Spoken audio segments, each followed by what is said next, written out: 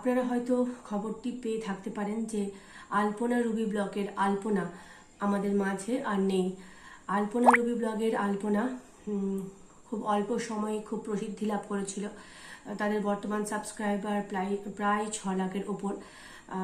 আলপনা মেয়ে, রুবি মা।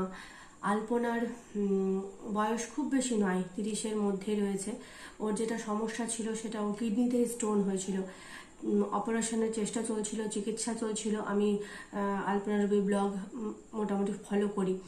তো আলপনার যে সমস্যা হচ্ছিল তার জন্য সে চিকিৎসা করাচ্ছিল। কিন্তু কথাই আছে না, ভাগ্য, জন্ম, মৃত্যু, বিয়ে, 3 বিধাতা নিয়ে ওর হয়তো আয়ু ছিল না, তাই অদ্ভুত একটা সমস্যা ওর সঙ্গে দেখা দিয়েছিল। ওর শরীরে যা রক্ত পাওয়া গেছে আর ওর অতীতের যা রক্তের রিপোর্ট, মানে ওর শরীরের রক্তের যে গ্রুপ আর অতীতে রক্তের যে গ্রুপ ছিল সেটা একদমই আলাদা।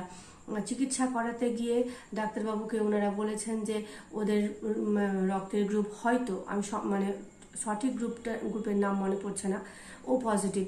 কিন্তু যখন রক্ত দেওয়া হচ্ছে সেটা হচ্ছে ও নেগেটিভ। মানে ওর শরীরে প্রথমে ছিল ও পজিটিভ, আবার যখন টেস্ট করতে এসছে তখন দেখা যাচ্ছে ওর শরীরে রক্ত হয়ে গেছে বি পজিটিভ।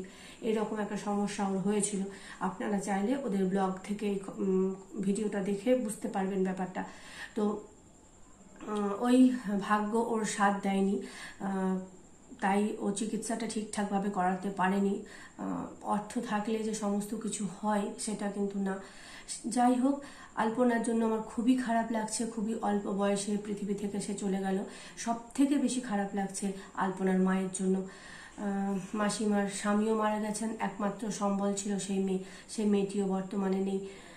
সন্তান হারানোর জ্বালা, স্বামী হারানোর জ্বালা যারা হারিয়েছেন তারাই বুঝতে পারবেন। খুবই মনটা খারাপ লাগছে আজকে, তাই আমি কোনো ব্লগ ভিডিও দেব না।